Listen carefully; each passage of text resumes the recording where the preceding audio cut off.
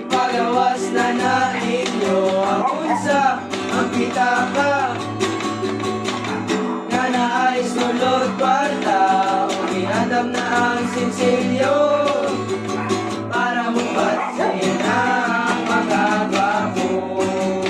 Oh, para mupatsin ang mga gwapo.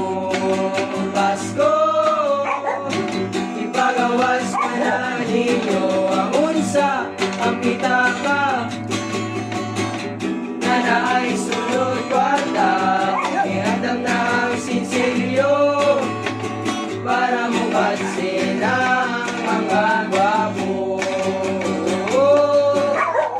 Para mupatsin ang mga gwapo.